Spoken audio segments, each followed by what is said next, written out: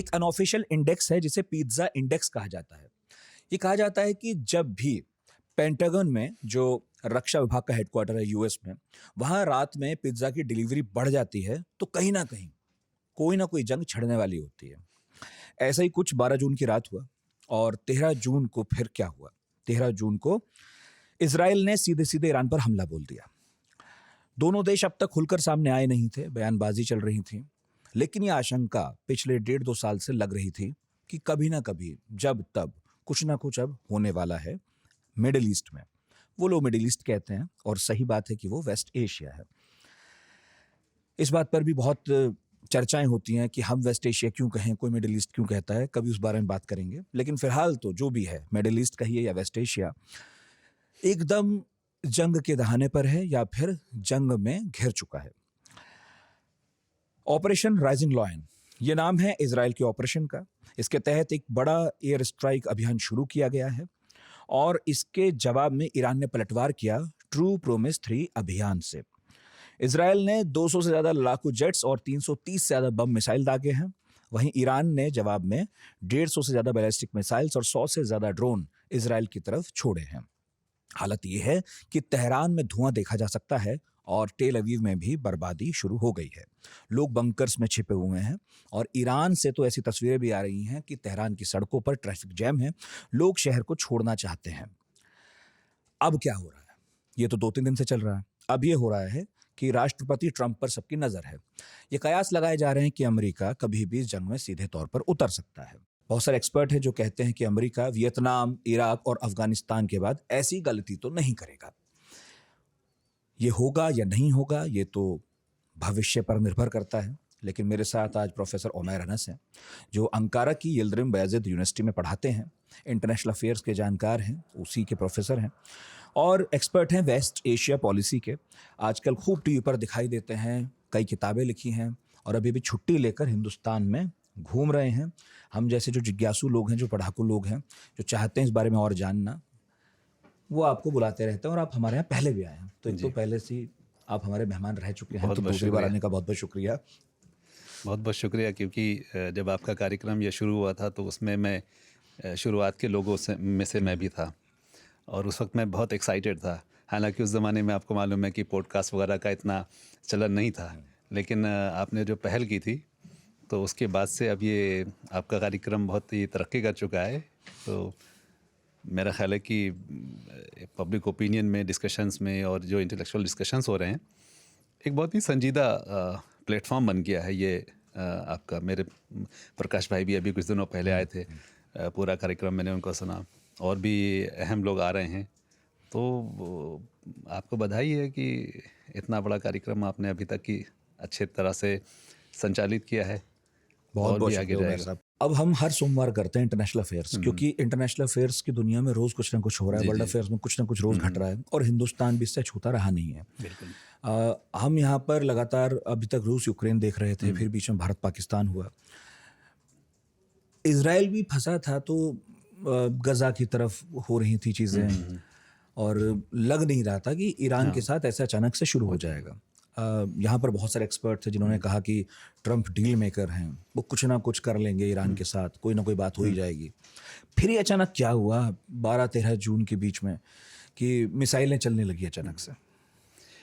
देखिए, सबसे पहले मैं समझता हूँ कि ये पूरा जो चल रहा है वेस्ट एशिया के अंदर, ये एक रीजनल ऑर्डर का टूटना है और फिर से बनना है। ये एक प्रोसेस चल रहा है और अगर हम इसको कहें कि ये प्रोसेस ख़ास तौर से 9/11 के बाद शुरू हुआ और मोर स्पेसिफिकली सद्दाम हुसैन के जाने के बाद से शुरू हुआ। अगर आप थोड़ा सा पहले और अभी के हालात में आप एक बदलाव देखें तो वो ये है कि पहले पूरा वेस्ट जो था वो गल्फ़ के तेल के ऊपर डिपेंडेंट था। अमेरिका की जो मेजर सप्लाई थी वो गल्फ़ पर डिपेंडेंट थी। पिछले 15-20 सालों में फ़र्क ये आया है कि अब अमेरिका गल्फ़ के तेल पर निर्भर नहीं है। उसको दुनिया में बहुत सारी जगहों से तेल मिलता है और ख़ुद उसकी जो शेल गैस इंडस्ट्री वो बहुत एक्सपैंड कर गई है, तो तेल के लिए तो वो उस पर निर्भर नहीं। इसकी वजह से जो गल्फ़ कंट्रीज़ पहले अपने क्षेत्रीय जिसको हम रीजनल ऑर्डर कहते हैं उसको बनाए रखने के लिए जो अमेरिका को प्रेशराइज़ कर सकते थे, अब उनका वो प्रेशराइज़ करने का जो ताकत है वो ख़त्म हो चुकी है। वो यानी हम उसको ख़राब शब्दों में ब्लैकमेल कहते हैं, वो नहीं कर सकते। जैसे 1973 की जंग में उन्होंने ऑयल एम्बार्गो लगा दिया था। अब अगर वो ऐसा करना चाहे तो नहीं कर सकते, क्योंकि अमेरिका को ज़रूरत नहीं है। तो अब उसका एक नतीजा ये हुआ है कि अमेरिका बहुत ही प्लेन वे में, बहुत ही सख्ती के साथ इन क्षेत्रों के साथ बातचीत करने लगा है, जो पिछले कोई भी प्रेसिडेंट करने की हिम्मत नहीं करते थे। दूसरा जो बड़ा परिवर्तन आया है कि भारत और चीन की जो आर्थिक व्यवस्था है वो बहुत एक्सपैंड कर गई है। तो अब पूरी दुनिया में सबसे ज़्यादा तेल इस्तेमाल करने वाले, एनर्जी और ईंधन की ज़रूरत रखने वाले देश जो हैं वो भारत और चीन हैं। और सप्लाई इधर बढ़ गई, इसीलिए पूरा वेस्ट एशिया जो है और गल्फ़ कंट्रीज़ जो हैं वो भारत और चीन की तरफ बहुत ध्यान लगाए हुए हैं। और वो सबसे बड़ी सप्लाई यहीं पर होती है, इसलिए वो ये नहीं चाहते कि एक सबसे बड़े कस्टमर के तौर पर ये हमसे कहीं भी छूट जाए, तो इसलिए वो इधर पूरा ध्यान आया हुआ है। अब ये एक जो रीजनल ऑर्डर में तेल की अहमियत है, उसकी वजह से एक बहुत बड़ा फैक्टर हो गया है कि जिसको हमने पिछले दिनों में सुना कि अमेरिका अब वेस्ट एशिया में ज़्यादा इंटरेस्टेड नहीं है। उसको कहते हैं कि मिडिल ईस्ट से वो विड्रॉ कर रहा है, अब उसको फ़िक्र नहीं है। और चीन आपके यहाँ ज़्यादा इंटरेस्ट दिखा रहा है, भारत इंटरेस्ट दिखा रहा है, तो भारत और चीन को आपकी सिक्योरिटी के लिए ज़्यादा फ़िक्र करनी चाहिए, हम क्यों फ़िक्र करें। ये भी एक वहाँ पर सोच आई, तो इसी वजह से वहाँ के देशों ने चीन की तरफ ज़्यादा रुख करना शुरू किया। और सऊदी अरब भी बहुत ज़्यादा चीन से उसने गहरे संबंध किए, भारत से बहुत गहरे संबंध किए। तो अमेरिका के बारे में लगा कि अब वो धीरे धीरे बाहर जा रहा है, और जो अमेरिका के एलाइज़ हैं उनको भी ये लगा कि अब अमेरिका हमारे बारे में ज़्यादा उसको फ़िक्र नहीं है। और वहीं अमेरिका को पता था कि चीन बहुत ज़्यादा उभर के आ रहा है, तो अब हमें एशिया पैसिफिक में जा कर के कुछ ऐसा करना चाहिए जिससे चीन का जो उभार है उसको रोका जा सके। तो इस फोकस के बीच में क्षेत्रीय जो रीजनल ऑर्डर है वो जो बदल रहा था, उस बदलाव में एक ख़तरे की घंटी इज़राइल के लिए थी, क्योंकि इज़राइल भी उसका शिकार होगा अमेरिका की बेतवज्जोही का। और इज़राइल को ज़रूरत होगी कि अमेरिका और यूरोप वो लगातार यहाँ पर अपना इंटरेस्ट बनाए रखें। तो जिस तरह से बाकी देशों में भी एक अमेरिका के जाने से खलबली मची थी, वैसे ही इज़राइल में मची थी। और उसके बाद से ही इज़राइल ने बहुत ज़्यादा अपना एक्सपेंशन भी शुरू किया ख़ुद फ़लस्तीन के अंदर, नए इलाकों पे कब्ज़ा करना शुरू किया, नए सेटलमेंट्स बनाना शुरू किए, और साथ ही उसने सऊदी अरब, यूएई और दूसरे देशों से नॉर्मलाइजेशन का प्रोसेस भी शुरू किया, ताकि डिप्लोमेटिकली भी वो ज़्यादा मजबूत हो सके। इस बीच में ये हो गया कि चीन और ईरान के बीच में संबंध बहुत अच्छे हो गए, और बहुत सारी टेक्नोलॉजी ईरान के पास आ गई। तो इज़राइल को लगता है कि ईरान के पास अब ऐसी शक्ति आ गई है जिसकी वजह से वो फ्यूचर में हमें एक नुकसान पहुंचा सकता है। और सऊदी अरब का मसला ये हो गया कि सऊदी अरब पिछले दिनों में जो तेल की इकॉनमी है उसकी वजह से जो उनका तेल बिकना कम हुआ है, और तेल का रेट आप देखें पिछले 25 सालों में तेल का रेट ऑलमोस्ट एक जैसा है। पहले हर जंग के बाद तेल $25 $50 बढ़ जाता था अचानक, अब नहीं बढ़ता है। तो वो जो ब्लैकमेल करने की क्षमता थी वो रही नहीं, तो अब उनके पास जो जेब में पैसा आता है वो तेल की तरफ से कम आता है। तो पहली मर्तबा ऐसा हुआ है कि पिछले 2-3 सालों में उनका बजट घाटे में गया है। तो अब वो ये चाहते हैं कि उनकी तेल की निर्भर जो इकॉनमी है अब वो दूसरे क्षेत्रों में भी जाए, जिसको वो डाइवर्सिफिकेशन कहते हैं। डाइवर्सिफिकेशन के लिए ज़रूरी है, जैसे किंग मोहम्मद बिन सलमान जो हैं क्राउन प्रिंस, तो उन्होंने अपना विजन 2030 पेश किया है, जिसमें उन्होंने नॉन ऑयल जो सेक्टर है उसको बहुत बढ़ावा देंगे। तो इसीलिए उन्होंने भारत से, चीन से बहुत संबंध बनाए हैं और बहुत सारे नए प्रोजेक्ट शुरू कर रहे हैं। तो इस काम के लिए वो ये नहीं चाहते हैं कि अब कोई बहुत बड़ा पंगा हो क्षेत्र में। तो इज़राइल से भी संबंध बनाने के लिए बहुत एक्टिवली वो आगे बढ़े। भारत से बहुत गहरे संबंध हो गए, क्योंकि नॉन ऑयल सेक्टर में भारत बहुत मदद दे सकता है, टेक्निकल नो हाउ में बहुत ज़्यादा भारत आगे। चीन से भी बहुत ज़्यादा संबंध बनाए। तो उन्होंने कोशिश की कि ईरान से भी उनकी दोस्ती हो जाए, और चीन के मध्यस्थता के साथ 2023 में उन्होंने ईरान के साथ एक डील कर ली। ईरान ने उनको कह दिया कि भाई मेरे न्यूक्लियर प्रोग्राम से आपको कोई ख़तरा नहीं होगा, और हम लोग मिल करके काम कर सकते हैं। और इस पर इंटेलिजेंस के लेवल पर उन्होंने एक दूसरे को कन्विंस कर लिया, चीज़ें तय। इस बात से मैं समझता हूँ कि इज़राइल को बहुत ज़्यादा ख़तरा हो गया कि ये दो सबसे बड़े दुश्मन अब ये आपस में ही, जब ये इन्होंने दोस्ती कर ली, नॉर्मलाइजेशन हो गया, तो फिर पहले वो कॉमन एनिमी था ना ईरान, अब वो कॉमन एनिमी नहीं रहा है। इसीलिए आप देखेंगे इस बार जब इजराइल ने हमला किया है तो सबसे जो स्ट्रॉन्ग स्टेटमेंट आया है कंडेम करने का इजरायली एयर स्ट्राइक्स को, वो सऊदी अरब की तरफ से आया है। यानी जो लोग इस क्षेत्र को समझते हैं वो 20-25 सालों में जानते हैं कि सऊदी अरब की तरफ से ईरान के फेवर में इतना मजबूत बयान पहले कभी नहीं आया। ये इसी वजह से है क्योंकि एक चीन की मध्यस्थता से जो संबंध बेहतर हुए तो उसमें गए। तो अब इजराइल को अकेले सारे काम करने थे। अब इसके लिए जो हमारा जो क्षेत्रीय समीकरण है उसमें इजराइल को अपनी हेजिमनी बनाए रखनी है, और वो बनाए रखने के लिए अमेरिका इंटरेस्टेड नहीं है, यूरोप को इंटरेस्ट नहीं है। अब ज़बरदस्ती उनको उस इलाके में घसीट के लाने के लिए ज़रूरी है कि इजराइल ऐसा कुछ करे कि जिससे वो वापस आएँ।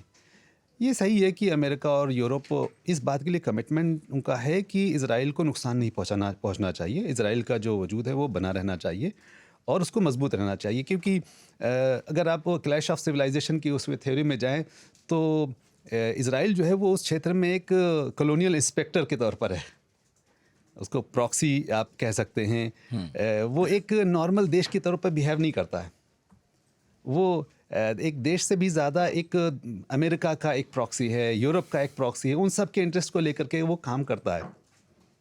तो अब उस पूरे समीकरण में इजराइल ने सोचा कि अगर हम ऐसा कोई डिसरप्टिव काम करेंगे तो अमेरिका यूरोप वापस आ जाएंगे। अटेंशन सीकिंग है। अटेंशन सीकिंग ही नहीं बल्कि एक्शन सीकिंग भी है कि आप आए हमारे क्षेत्र में वापस। तो ये बिल्कुल सही बात है कि ट्रम्प डील मेकर हैं, और अभी जो गल्फ़ में गए थे, जो जिसको हम ख़राब भाषा में कहें तो वो वसूली के दौरे पे गए थे। जितना भर भर के पैसा सारे देशों ने उनको दिया है तो ऐसे ही तो नहीं दिया है। अगर उन्होंने $1 ट्रिलियन उनको वहाँ पर मिले हैं, तकरीबन $2.5 ट्रिलियन मिले हैं, यानी हम लोग इमेजिन नहीं कर सकते इतना पैसा उनको मिला है। हमारा यानी भारत की इकॉनमी जो है वो ऑलमोस्ट $4 ट्रिलियन हो गई है। हमारी $4 ट्रिलियन का आधा उनको एक दौरे में मिला है। वो इस वजह से मिला है कि वो देश ये चाहते हैं कि हमारे हितों के लिए आप काम करें, फ्री में तो नहीं दिया है। अब आप सोचिए कि $2 ट्रिलियन का कमिटमेंट मिलने के बावजूद भी ट्रम्प ने उस पूरे डील मेकिंग वाले से पीछे जा कर के इजराइल को पूरा समर्थन दिया। और आज हालत ये है कि आज या कल या परसों 2-4 दिन के अंदर ट्रम्प अपने जितने भी जहाज़ हैं वहाँ भेज दिए हैं और ईरान के ऊपर बॉम्बिंग करेंगे, और वो कुछ ना कुछ वहाँ पर बड़ा हादसा होगा। तो ये मैं कहूँगा कि एक ऐसा मिडिल ईस्ट बनाने की तरफ इजराइल ने पहल की है जिसमें उस क्षेत्र में सऊदी अरब, इजिप्ट, तुर्की, ईरान, ये जो 4 सबसे बड़े देश हैं जो एक रीजनल ऑर्डर मिलकर बनाते हैं सिक्योरिटी का, इन सब को किनारे करके ईरान की हेजिमोनी में एक वो इलाका बन जाए और ट्रम्प उसमें उनका समर्थन कर दें। मैं समझता हूँ कि इसकी तरफ ये पहला कदम बढ़ गया है। अगर ईरान को नुकसान पहुँचता है तो इसके बाद अगला स्टेप और भी आएगा। तो मैं यहाँ पर ये भी कहूँगा कि अगर ईरान गया या रिजीम चेंज हुआ, वहाँ पर कोई हामिद करज़ई जैसा कोई दूसरा बंदा ला कर के बिठाया गया, तो क्षेत्र के देशों को पूरा पता है कि वो आखिरी देश नहीं होगा। उसके बाद फिर तुर्की का नंबर आएगा। उसके बाद अगर सऊदी अरब ने बहुत ज़्यादा समर्थन नहीं किया इसराइल का, तो सऊदी अरब का भी नंबर आएगा, और सऊदी अरब के बाद इजिप्ट का भी नंबर आएगा। तो ये सभी देशों को पता है। अब देखिए, एक बड़ा इंटरेस्टिंग स्टेटमेंट आया एर्दोआन का, तुर्की के राष्ट्रपति का, जबकि इजराइल से सबसे अच्छे संबंध जो हैं वो उन्हीं के हैं, नाटो का देश के सदस्य हैं। उन्होंने कहा है कि अभी ये जो सब हो रहा है इसमें अब हमको ये लग रहा है कि हमारी राष्ट्रीय सुरक्षा भी खतरे में है। तो जो हमारे मिसाइल्स की रेंज है, अब हम उन मिसाइल की रेंज को बढ़ाने पर इन्वेस्टमेंट करेंगे। किससे आपको ख़तरा है? वो साफ इशारा है कि भाई आपको जर्मनी थोड़ी हमला करने आ रहा है, फ्रांस से आपको ख़तरा नहीं है, आपको ख़तरा इजराइल से है। तो इजराइल को ध्यान में रखते हुए सभी देशों के अंदर पूरा नया आर्म रेस शुरू हो गया है। तुर्की के अंदर, जब तुर्की एक नाटो का सदस्य होने के बावजूद शुरू करने जा रहा है, तो फिर सऊदी अरब में भी ये ध्यान दिया जाएगा और इजिप्ट में भी ये होगा। बल्कि इजिप्ट ने तो चाइना से सारी चीज़ें लेना शुरू कर दी हैं पहले ही से, और ईरान अभी परेशानी में, लेकिन ईरान फिर दोबारा आर्म रेस की तरफ जाएगा। और दूसरे देश भी इस तरफ जाएंगे। तो ये बड़ी एक हम लोग एक चेंजिंग पॉइंट पर आकर के खड़े हो गए। मतलब 2.5-3 दशक से जो मिडिल ईस्ट या वेस्ट एशिया हम देख रहे थे, अब उसे देखने की आदत छोड़नी पड़ेगी। बिल्कुल उसमें बहुत सारे प्लेयर्स जो हैं अब अपना पाला बदल रहे हैं। बिल्कुल। अच्छा, आपकी बात में, और मैं भी शुरू में इंट्रो में भी कह रहा था, अभी निपटा देते हैं इसे। कोई वेस्ट एशिया कहता है, कोई मिडिल ईस्ट कहता है, जो हमारे साथी नहीं समझते इन टर्म्स को, थोड़ा समझाइए कि सही क्या है। देखिए, मिडिल ईस्ट अगर आप देखें, हमारा मिडिल ईस्ट क्या है? अगर हम भारत में बैठे तो हमारा मिडिल ईस्ट सिंगापुर है, वो मिडिल ईस्ट नहीं। लेकिन मिडिल ईस्ट का टर्म क्यों आया कि हम वेस्ट एशिया हम लोग इसलिए कहते हैं क्योंकि हम जहाँ पर बैठे हैं वहाँ से सऊदी अरब, ईरान, ये सब जो है हमारे वेस्ट में, और वो एशिया का देश है, तो वेस्ट एशिया ये बिल्कुल नेचुरल टर्म है और बहुत ज़माने से हम लोग इसको इस्तेमाल करते हैं। मिडिल ईस्ट हम लोग इसलिए नहीं इस्तेमाल करते क्योंकि जो ब्रिटिश कॉलोनियल एडमिनिस्ट्रेशन था उसमें उन्होंने अपने यहाँ जो डिविजन्स बनाए थे, उस डिवीज़न में उसको मिडिल ईस्ट कहते थे। जर्मन उसको नियर ईस्ट कहते हैं, और जर्मनी से रिलेटेड जो अमेरिकन थिंक टैंक्स हैं वो भी नियर ईस्ट ही कहते हैं।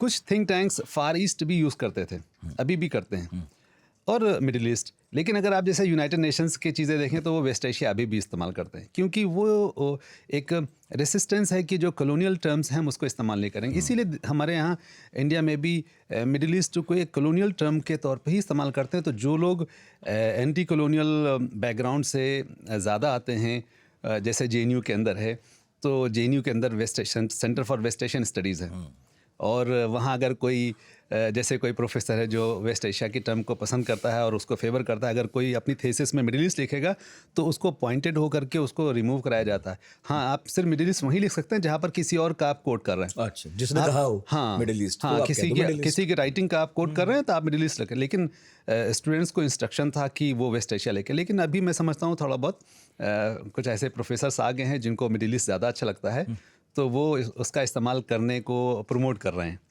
तो और भी कई जगहों पर हो रहा है। हाँ, तो मतलब कुल मिलाकर बात ये, अगर आप वेस्ट एशिया सुने या मिडिल ईस्ट सुने या फार ईस्ट सुने, है ना, तो बात एक ही है, एक ही जगह की बात हो रही है। ठीक है, आपने एक तस्वीर खींची, बहुत खूबसूरत सी है वो तस्वीर, मतलब समझने के हिसाब से एकदम समझ में सब कुछ आ रहा है कि कौन किसके साथ कहाँ चला गया है। लेकिन ये बताइए, डील मेकर तो हैं ट्रम्प, ये आप कह रहे हैं, हालांकि वो यूक्रेन और रशिया के बीच नहीं करा पाए, तो ये एक सेटबैक भी है उनके लिए।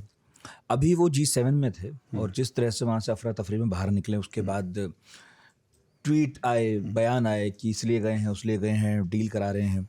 किस तरह की डील करा लेंगे वो मेज पर ले आएंगे ईरान को? और मेज पर तो ईरान पहले से बैठा हुआ था। देखिए, मैं इसको ऐसा समझता हूँ कि सबसे पहले तो जो ट्रम्प का दिमाग है, सबसे पहले उस पर रिसर्च होनी चाहिए कि उनके दिमाग में चल क्या है, क्योंकि हर सुबह हर शाम वो कोई ऐसा बयान देते हैं जिससे पूरी दुनिया फिर से बिजी हो जाती है। अब ऑपरेशन सिंदूर के बारे में जो चाहा बोल रहे हैं, जब मतलब भारत उसको कह रहा है लेकिन इसके बावजूद भी बोल रहे हैं। ईरान के बारे में बोल, सबके बारे में वो लगातार कुछ ना कुछ बोलते रहते हैं। तो उससे पता चलता है कि ट्रम्प जो बाहर की रियलिटी है, ज़रूरी नहीं कि उसके मुताबिक बोलें, वो अपना दिमाग में वो कुछ ना कुछ उनका चलता रहता है। नहीं, ये भी जरूरी नहीं है कि उनका कोई विभाग वो बात कह रहा हो, हाँ, तो वो भी कह देंगे, वो भी जरूरी, बल्कि इन्होंने तो हाँ, जो कि ईरान में न्यूक्लियर बॉम्ब बनाने की अब वो नहीं करीब है, तैयारी भी नहीं है, उनके विभाग बोल रहे थे। हाँ, बिल्कुल, मुझे फर्क नहीं पड़ता, मुझे लग रहा है साफ साफ उन्होंने कह दिया। बल्कि एक व्हाइट हाउस के एक प्रवक्ता ने से जब उनसे पूछा गया कि ट्रम्प ने तो इस मामले में ये कहा है, तो उन्होंने कहा कि आपको पता है कि ट्रम्प कैसे सोचते हैं, कैसे लिखते हैं। तो हाँ, वो कल ही एक खुद मैं देख रहा था, व्हाइट हाउस उनके अपने डिपार्टमेंट के लोग भी उनको उसी तरह से लेते हैं। लेकिन जो रियल बैकग्राउंड है वो ये है कि ट्रम्प और उनके जैसे जो लोग हैं वो दरअसल वो एक ऐसे कॉलोनियल माइंडसेट से आए हैं, जो न्यो कंजर्वेटिव्स का जो पूरा कुनबा है अमेरिका में और यूरोप में, वो जिस इकोसिस्टम में रहे हैं, उस इकोसिस्टम में उनको ये सिखाया गया है कि वाइट पीपल जो हैं वो दुनिया के बेस्ट लोग हैं, ब्लैक जो हैं वो दुनिया के सबसे ख़राब लोग हैं, मुसलमान जो हैं वो सबसे ख़राब लोग हैं, भूरे रंग के लोग हैं वो सबसे ख़राब। तो उनके वो पूरे इकोसिस्टम में बचपन से उनको सिखाया गया है। अब वो जब बड़े होते तब उनको देखने का मौका मिलता है हर तरह के लोगों से, तो वो थोड़ा थोड़ा अपने आप को चेंज करते हैं, लेकिन फिर भी हो नहीं पाता है। तो ट्रंप उस सुप्रीमेसिस्ट माइंडसेट के तो हैं, इसमें कोई शक नहीं। उनको लगता है कि वो दुनिया की हर चीज़ को सॉल्व कर सकते हैं। उनको ये भी लगता है कि अमेरिका के पास इतना पैसा है, तेल है, सारी चीज़ें हैं कि वो सब कुछ सॉल्व कर सकते हैं। लेकिन जब हम ज़मीन पर रियलिटी पर आते हैं तो बुश जैसा मजबूत नेता, जब वो अफ़गानिस्तान पर उसने हमला किया, उसको लगता था कि वो लिबरेशन कराने जा रहा है। आप देखिए, एक 25 साल के बाद आपने एक सबसे दुनिया के सबसे कमज़ोर देश पर हमला किया था, सबसे दुनिया इराक नहीं की अफगानिस्तान की freedom, कुछ भी, आपने अफगानिस्तान को बर्बाद कर दिया। लेकिन 25 साल के बाद आप कहाँ हैं? हाँ, उसी तालिबान से, पगड़ी वाले लोगों से आप हाथ मिला रहे हैं। ये एक अंपायर की और एक सबसे बड़े देश की ह्यूमिलिएशन है, और एक बहुत कमज़ोर देश की एक जीत है। आपने इराक में जाकर हमला किया और सारी बताया कि ये सब हो जाएगा, लेकिन अंत ये हुआ कि वहाँ पर ISIS नाम का आतंकी संगठन जन्म ले लिया उसने, और वो हथियार भी नहीं मिले हथियार भी नहीं मिले, और जिसके लिए जंग हुई थी। हाँ, वो तो था ही नहीं। खैर, वो तो मतलब वो भी झूठ था। कुछ लोग इसे इससे ही जोड़कर देख रहे हैं बिल्कुल यही कि बात आप है। कह रहे हैं कि ईरान में हैं और आपकी एजेंसियां कह रही हैं नहीं है। इराक में भी यही है। CNN ने आज एक वीडियो जारी किया है। उस वीडियो में 1996 से लेकर आज तक नेतन्याहू ने जितनी मर्तबा कहा है कि ईरान जो है वो 3 महीने के अंदर न्यूक्लियर बम बना लेगा। भाई, 1996 से एक बंदा बोल रहा है कि 3 महीने में ईरान न्यूक्लियर बना लेगा। 40 साल तक, 30-40 साल तक वो 3 महीना नहीं आ रहा है। तो ये जो पूरा जो एजेंडा है नेतन्याहू का, वो दरअसल देश को क्षेत्रीय जो रीजनल सिक्योरिटी ऑर्डर है उसको अपने फेवर में बनाए रखने के लिए जो भी ऐसा देश है जो उसको चैलेंज कर सकता है, उसको उभरने नहीं देना है। आप सोचिए कि ईरान एक ऐसा देश है जो पिछले 40 सालों से बहुत ही ख़राब तरह के सैंक्शंस में जी रहा है। यानी मेडिसिन से लेकर के, यानी वहाँ पर अगर आप उनके जो एरोप्लेन्स आप देखें तो कोई भी बैठना नहीं चाहता उसमें। मतलब वो जैसे हमारे यहाँ कहा जाता है डग्गा मार गाड़ियाँ होती हैं ना, बिल्कुल वैसी होती हैं। वो तो फॉरेन के जो जहाज़ हैं वो तो बैठ लेते हैं लोग, लेकिन बड़े ख़तरनाक जहाज़ हैं इनके। क्यों? सिर्फ इस वजह से क्योंकि सैंक्शंस बहुत ज़्यादा हैं। सिविल एविएशन के भी नहीं ला सकते, और हाँ, सर्विसिंग तक नहीं है, नहीं कर सकते क्योंकि वहीं होनी है, वो भी बाहर। तो ये इजराइल ने पिछले 40 सालों में उस सैंक्शन को मेंटेन रखने में बड़ी कामयाबी हासिल की है। और ईरान अब ये चाहता था कि इसको, अभी जो ईरान का समीकरण है वो ये है कि जो खामेनेई साहब हैं वो बहुत कमज़ोर हालत में हैं। यानी उनकी जो यानी ईरान का जो राजनीतिक स्ट्रक्चर है वो 2 हिस्सों में। एक सुप्रीम कमांड लीडर होते हैं जो खामनेई जिसको हेड करते हैं, उनके अंदर डिफेंस होता है और वॉर वगैरह डिक्लेयर करने का राइट उनके पास होता है। जो गवर्नमेंट होती है, प्रेसिडेंट पज़ेश्कियान जो हैं वो ज़्यादातर फॉरेन पॉलिसी के इश्यूज़ को देखते हैं, लेकिन उनके राइट्स बहुत कम होते हैं। ऐसे में जो अगर आप देखेंगे कि इस पूरे डिवीज़न की वजह से जो खामेनेई साहब हैं वो न्यूक्लियर डील को अपने कब्ज़े में हमेशा रखे हुए थे कि हम इसको जैसे चाहेंगे करेंगे। लेकिन जो गवर्नमेंट आई है अभी इस मरतबा, वो अपोजिशन की आई है, जिसको हम रिफॉर्मिस्ट कहते हैं। उनका ये बहुत ज़्यादा इस पर प्रेशर डाल रहे थे खामेनेई पर कि भाई हमको अब आगे बढ़ना चाहिए, न्यूक्लियर इशू पर हमें कोई समझौता कर लेना चाहिए। तो पुराने समझौतों से भी ज़्यादा आगे बढ़ कर के नए समझौते करने के लिए वो तैयार थे और बहुत एक्टिवली उसके लिए कर रहे थे। और उन्होंने खामेनेई को कन्विंस कर लिया था कि हम बहुत ही क्लोज हैं कोई डील कर लेने के, और सारे पेपर्स वगैरह, यानी बहुत पॉजिटिव जा रहा था सब कुछ। इजराइल इस पूरे डेवलपमेंट को फॉलो कर रहा था। उसको पता था कि बस 2-3 हफ्तों के अंदर कोई डील डिक्लेयर हो जाएगी, तो उस पूरे डील को वीटो करने का कोई ना कोई तो रास्ता निकालना पड़ेगा। तो उन्होंने उस पूरी डील को वीटो करने के लिए ऑल ऑफ सडन उन्होंने वो कर दिया। आप कह रहे हैं पटरी से उतार दिया? पटरी से उतार दिया पूरी तरह से। उधर अमेरिका का क्या रुख था? वो भी तैयार थे बिल्कुल डील के लिए, बिल्कुल तैयार थे वो लोग। वो कन्विंस थे, वो कन्विंस थे, थे, पूरी तरह से तैयार थे। क्योंकि ईरानियन भी अपने आप को पीछे करने के लिए तैयार थे, क्योंकि मैं बहुत ईरानियों से मैं बहुत मिला हूँ और प्रैग्मेटिक लोग हैं। वो तंग आ गए हैं जो सब चीज़ें चल रही हैं वो। अच्छा, इसमें ये कहना ज़रूरी होगा कि ईरान जो खामेनेई साहब हैं उनका एक फतवा है और वो जेन्युइन है। वो ये कहते हैं कि इस तरह का बम रखना, न्यूक्लियर बम रखना इस्लाम के ख़िलाफ़ है, इस्लामी शरीयत के ख़िलाफ़ है। वो मानते हैं, वो कहते हैं कि इसका न्यूक्लियर का सिविल एनर्जी के लिए यूज़ कर सकते हैं, लेकिन क्योंकि इससे इंसान बहुत मरेंगे तो इस तरह का बम नहीं रखना चाहिए। तो क्या इसलिए बस वो हल्ला मचने देते हैं, बना नहीं रहे? नहीं, बना नहीं रहे हैं, सचमुच में नहीं बना रहे हैं। तो फिर ये अच्छा, इनरिचमेंट वाली बात जी है ना। नहीं, तो पर मैं इसमें एक बात टोक कर जोड़ रहा हूँ, क्योंकि इस बात को लेकर बहुत ही आलोचना हो रही है खामनेई की, कि आपने एक तो 40 साल तक सैंक्शंस रखवाए अपने ऊपर इसी शोर में कि हम बनाया बना भी रहे हैं, बनाया है नहीं, बनाया है नहीं। अब आप पिट भी रहे हैं, है ना। आप तो पाकिस्तान की तरह भी नहीं कह सकते कि अभी डाल दूंगा। जी जी जी। तो अब ये तो किस तरह की पॉलिसी रही फिर? ये देखिए, जो इस तरह के आइडियलिस्ट और आइडियोलॉजिकल स्टेट होते हैं उनका ही प्रॉब्लम है, क्योंकि उनकी अपनी आइडियोलॉजी ये है कि बनाना नहीं चाहिए। लेकिन जो जिसको हम रियलिस्ट पॉलिटिक्स कहते हैं, रियलिस्ट पॉलिटिक्स बहुत ही बेरहम होती है। उसको इससे कोई मतलब नहीं कि आपका दीन, मजहब और आइडियोलॉजी क्या कहती है। आपको ये देखना होता है कि सामने दुश्मन वाला आपको कितने दिन में ख़त्म कर देगा। अगर दुश्मन आपको ख़त्म कर देगा तो आप दुनिया का जो ऐसा हथियार है जो कैसा भी हो, आपको उसको अक्वायर करना ही होता है। ये रियलिस्ट पॉलिटिक्स की लॉजिक होती है। अब खामनेई साहब उस रियलिस्ट पॉलिटिक्स की लॉजिक को मानते नहीं हैं, तो इसलिए वो अक्वायर करने पर बार बार रुकावट डाल रहे हैं।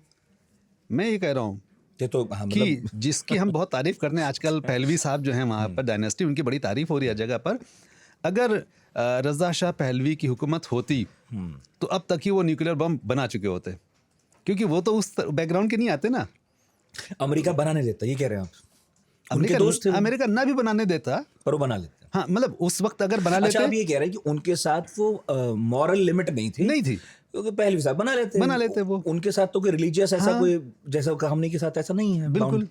तो वो बना लेते, लेकिन ये उसको तोड़ने के लिए तैयार नहीं। लेकिन मैं समझता हूँ कि अब ये इस जगह पर आ गए हैं। अगर ये 2-4 हफ्ते की ऐसे बॉम्बिंग वगैरह चलती रही तो पहला तो इसका असर ये होगा कि खामनेई का बहुत अपोजिशन बढ़ेगा। नहीं बढ़ा है?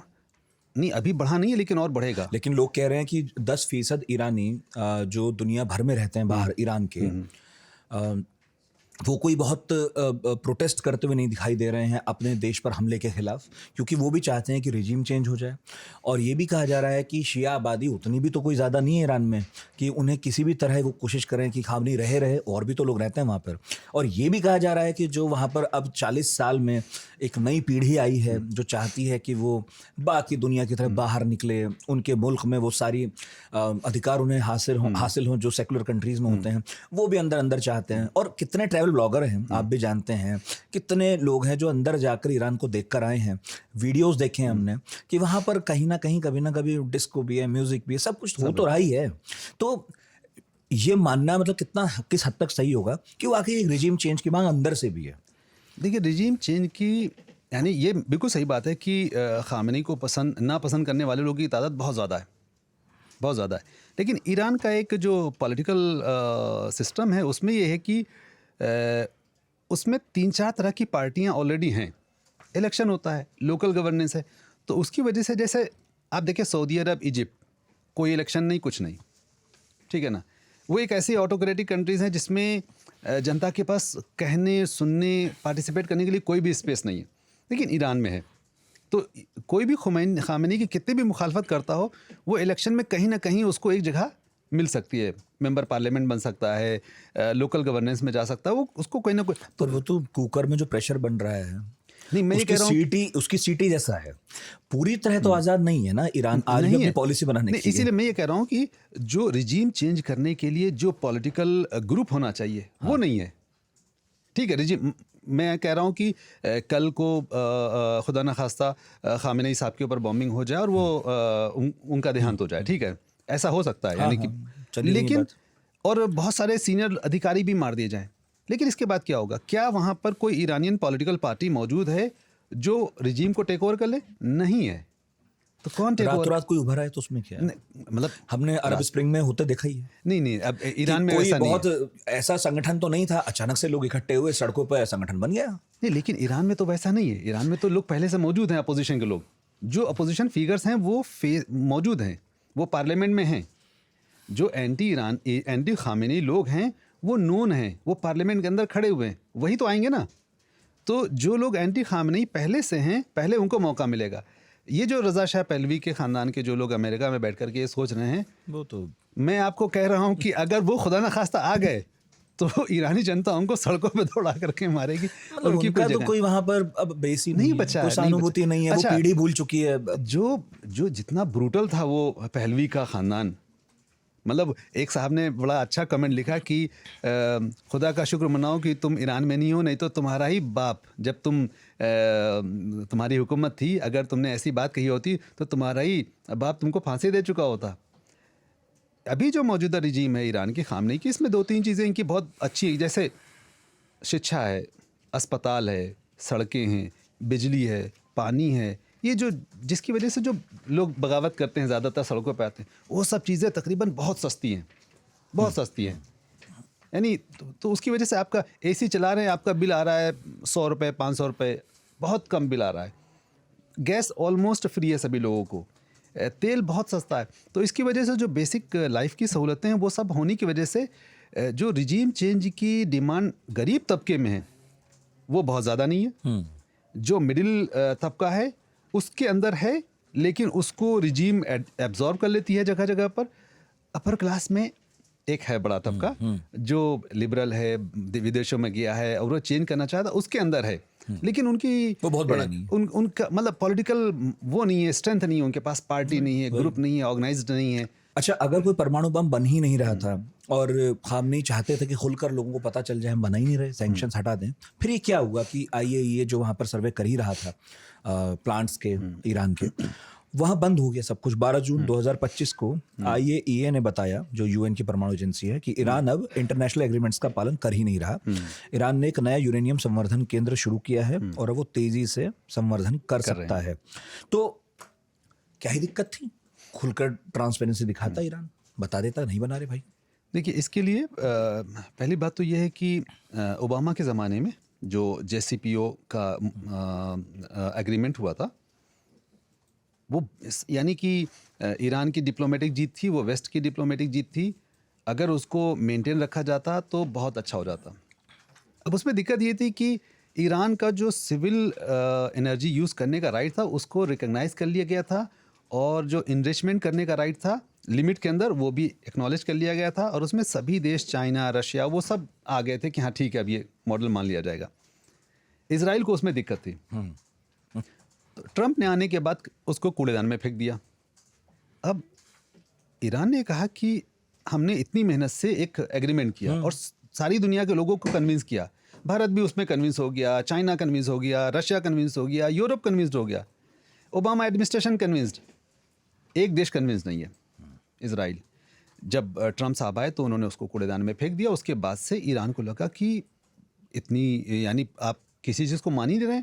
तो उन्होंने ट्रंप एडमिनिस्ट्रेशन को पहले वाले में, जब पहले उसमें आए थे, तो उन्होंने ट्रंप एडमिनिस्ट्रेशन को प्रेशर में लाने के लिए संवर्धन शुरू किया कि देखिए, अगर आप हमको दोबारा इस मुआहदे को रिवाइज एज इट इज़ लेते नहीं है तो फिर हम आगे जाएंगे। तो वो एक प्रेशर पॉलिटिक्स थी उनकी। उल्टी पड़ गई, पर नहीं उल्टी पड़ गई, लेकिन वो जाएंगे उसी डायरेक्शन में, अभी फिर से जाएंगे उसी डायरेक्शन में, क्योंकि पॉइंट वही है कि वो अपने संवर्धन करने के, क्योंकि वो एनपीटी के सिग्नेटरी हैं। एनपीटी के सिग्नेटरी का मतलब ये होता है, ट्रंप एडमिनिस्ट्रेशन जो कह रहा है, इजराइल जो कह रहा है, हालांकि ट्रंप एडमिनिस्ट्रेशन की, इजराइल की राय अलग अलग है। इजराइल ये कह रहा है कि आप न्यूक्लियर एनर्जी रख सकते हैं, लेकिन जितना भी इन्वेस्टमेंट है वो ईरान के बाहर होना चाहिए, और उसकी गारंटी रशिया ले लेगा, या चाइना में कर लें या कहीं और कर लें। तो वहां से इनरिच्ड यूरेनियम सीधे आपके पास आएगा, आप इनरिच नहीं करेंगे, आप ना करो घर में, ठीक है ना। ओबामा एडमिनिस्ट्रेशन ने उसको मान लिया था, ठीक है ना। अब ट्रंप एडमिनिस्ट्रेशन भी तकरीबन इस बात को मान चुका था, ओबामा वाले प्रिंसिपल को, और उसी डायरेक्शन में बातचीत चल रही थी। इसी वजह से इजराइल ने उसको वीटो किया है, ताकि दोबारा बातचीत उसी दायरे में जाए। अगर सिविल आप एनर्जी रखना चाहते हैं, न्यूक्लियर एनर्जी रखना चाहते हैं, तो जो संवर्धन है यूरेनियम का, वो ईरान के बाहर होना चाहिए। अब ईरान बिल्कुल उसको नहीं मानता। उसने कहा है कि हम एनपीटी के सिग्नेटरी हैं, हमें ये राइट है, हाँ हम हर तरह के इंस्पेक्शन के लिए तैयार हैं, हम बाहर क्यों ले जाएंगे, क्योंकि वो इनरिचमेंट करना एक साइंटिफिक प्रोसेस है, और वो हमारी नेशनल कैपेबिलिटी का एक प्राइड होता है सभी देशों का, कि हम अपने देश में वो काम कर रहे हैं, और उनके पास साइंटिफिक नो हाउ भी है और साइंटिस्ट भी हैं। तो ईरानियन उससे पीछे हटने को तैयार नहीं। क्या अब इस बॉम्बिंग के बाद ईरान अपने उस अधिकार से, क्लेम से वापस हट जाएंगे? मैं नहीं समझता कि वो जाएंगे। जो भी डायरेक्शन, जो भी निगोशिएशन शुरू होगा, फिर वो उसी पॉइंट पर आएगा। ठीक है, वो अभी जो कुछ बॉम्बिंग वगैरह चल रही है, हो सकता है उसमें 2-4 साल पीछे हो जाए मामला, लेकिन ईरानियन वापस उसी पॉइंट पे आएंगे। जो भी अमेरिकन और यूरोपियन एडमिनिस्ट्रेशन आएगा, वो बातचीट वहीं से शुरू होगी। कोई बहुत रेडिकल चेंज आ जाए ईरान के अंदर जो कह दे कि भाई हमको चाहिए ही नहीं न्यूक्लियर रिएक्टर, वो एक अलग बात है। Otherwise I don't see any breakthrough there. अच्छा, डील हो गई थी, फिर ट्रंप ने ही फेंक दी, फिर डील के पास आ गए थे।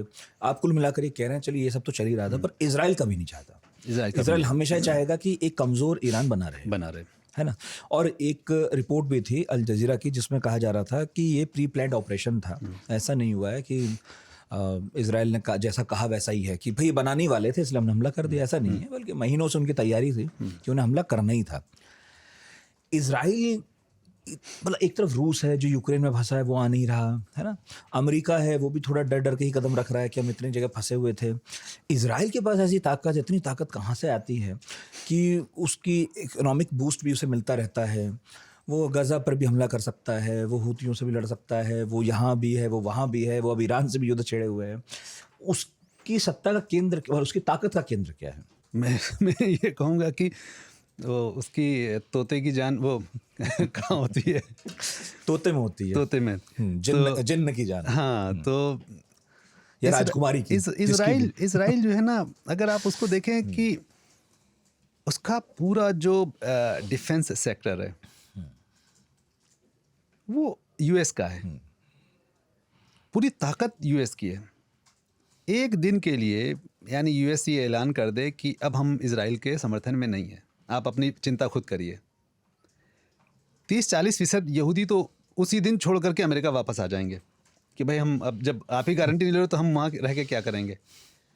इजराइल ने जिस तरह से अपने आप को बनाया है, तो वो उनकी अमेरिका पर डिपेंडेंसी बहुत ज़्यादा है, यूरोप पर उनकी डिपेंडेंसी बहुत ज़्यादा है, लेकिन वो डिपेंडेंसी सस्टेनेबल नहीं है। यानी कि एक देश जो होता है वो हज़ारों साल के लिए होता है। तो अगर आपको एक हज़ारों साल तक की अपनी एक सभ्यता को बनाए रखना है, तो उसके लिए आपको क्षेत्र के लोगों के साथ अच्छे संबंध बना करके ही चलना पड़ेगा। लेकिन उन्होंने पूरे जो संबंध बनाए हैं, जैसे आपने कहा कि ईरान पर उन्होंने ऑल ऑफ सडन हमला कर दिया, मेरा इसमें समझना सिर्फ यही है कि इजराइल की जो पूरी मिलिट्री स्ट्रेटजी है, सबसे ज़्यादा जो मिलिट्री एक्सरसाइज वो करते हैं वो फ़लस्तीन को ध्यान में रख करके और ईरान को ध्यान में रख के करते हैं। तो उनको सबसे ज़्यादा उनकी तैयारी ईरान के लिए रहती है और हमेशा रहती है, हर वक्त रहती है। और बाकी अमेरिका के अलाए तो उसके अलाए है। हाँ, प्री एम्प्टिव, वहाँ से तो झगड़ा है ही नहीं कुछ, वहाँ से झगड़ा नहीं, बाकी तो और कहीं से भी उनको झगड़े का नहीं है। यानी कि अगर जॉर्डन, अरब कंट्रीज़ हैं तो वो चूंकि सब बॉर्डर पर हैं तो उनको तो कभी भी आप टारगेट कर सकते हैं, लेकिन ईरान के लिए उनकी तैयारी हमेशा रहती है, वो कभी भी कर सकते हैं। और इजराइल ने, अच्छा मैं इस पर ये ज़रूर कहूँगा कि शायद आप पूछने वाले भी होंगे, हमला हो गया, आपने ईरान को तबाह कर दिया, इसके बाद क्या करेंगे आप? बड़ा सवाल यही है। और यहाँ पर वो सवाल है जहाँ पर चीन को, भारत को और रशिया को फिक्रमंद होना चाहिए कि आप एक ऐसा संकट छोड़ के जा रहे हैं जिसकी कीमत जो है वो हम लोग अदा करेंगे। भारत अदा करेगा, चीन अदा करेगा, रशिया अदा करेगा। आपने एक तबाह कर दिया, बर्बाद कर दिया पूरा देश। तो इजराइल के पास कोई फ्यूचर प्लान नहीं है, अमेरिका के पास कोई फ्यूचर प्लान नहीं है। अच्छा, बहुत सारे लोग जो आइडियलिस्ट होते हैं वो कहते हैं कि नहीं वो ऐसा करना चाहते थे लेकिन हो नहीं पाया। मेरा इसमें सिर्फ सिंपल जवाब यह है कि अमेरिकन्स और इजराइल और यूरोपियंस दरअसल ये क्राइसिस से ही पैसा कमाते हैं। मतलब वॉर का होना ही उनके लिए ज़रूरी है, वो इससे कोई फ़र्क नहीं पड़ता वॉर के बाद क्या हो। लोगों का मरना उनके लिए एक बिजनेस है, देशों का तबाह होना उनके लिए एक बिजनेस है। बहुत ही इनसेंसिटिव लोग हैं, यानी कि उनको नहीं महसूस होता है कि लोग मर रहे हैं, देश ख़राब हो रहे हैं, उससे उनको फ़र्क नहीं पड़ता है। उनका जो बिज़नेस है वो चल रहा है। तो मैं नहीं समझता कि उनको प्लान की ज़रूरत है। यानी लोग पूछते हैं कि प्लान आपके पास क्या है, उनको प्लान की ज़रूरत नहीं। उनको सिर्फ इतना ज़रूरी है कि ईरान को तोड़ करके उसको नीचे ला दिया गया कि नहीं, बस इससे ज़्यादा उनको कोई मतलब नहीं है। कल क्या होने वाला क्या नहीं होने वाला उससे कोई फ़र्क नहीं पड़ता। लेकिन रशिया को, चाइना को और भारत जैसे देशों को, जहाँ पर उनकी बहुत डिपेंडेंसी है इस पूरे क्षेत्र को बनाए रखने में, उनके लिए बड़ा संकट आने वाला है। धीरे धीरे मैं इन्हीं देशों पर आने वाला हूँ। एक तो रूस है है ना, जिसको लेकर ये कहा जा रहा था कि इजराइल अगर वहाँ पर हमले कर रहा है ईरान पर, एक आध मिसाइल अगर रूस के सैन्य ठिकानों पर पड़ गई जो वहाँ हैं, तो रूस आ जाएगा, रूस लड़ेगा, और रूस उसे बहुत दिन तक सपोर्ट करता भी रहा है। लेकिन अब रूस कदम पीछे हटाता दिखने लगा है। ये मामला आर्मेनिया, अज़रबैजान में भी दिखा कुछ कि आर्मेनिया भारत से हथियार लेने लगा है, उन्होंने भी रूस से उम्मीदें छोड़ दी हैं। यही चीज़ अब ईरान के मामले में दिखाई देने लगी है कि बस वो कड़ी निंदा के बयान तो हैं, लेकिन कहीं बहुत एक्टिवली रशिया दिखाई दे नहीं रहा है। इस वर्ल्ड ऑर्डर में जहाँ रशिया अभी तड़प रहा था नंबर 1 होने के लिए, अब क्या हुआ रशिया को? ईरान एक एलाई उसका सीरिया धराशायी हो गया, दूसरा भी ईरान। इसमें इंटरेस्टिंग बात तो ये है कि इज़राइल की तकरीबन 25% आबादी जो है यहूदियों की, वो रशियन ओरिजिन है। और रशियन ओरिजिन जो यहूदी आबादी है वो बहुत ही हार्ड लाइनर है, ख़तरनाक वाली, बहुत एक्सट्रीमिस्ट है वो।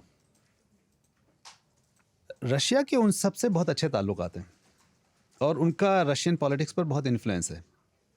जैसे हाँ, जो जर्मन ओरिजिन या यूरोपियन ओरिजिन जो यहूदी हैं उनका अमेरिका पे बहुत असर है, और जो रशियन ओरिजिन है उनका रशियन पॉलिटिक्स पर बहुत ज़्यादा उसका गहरा असर है।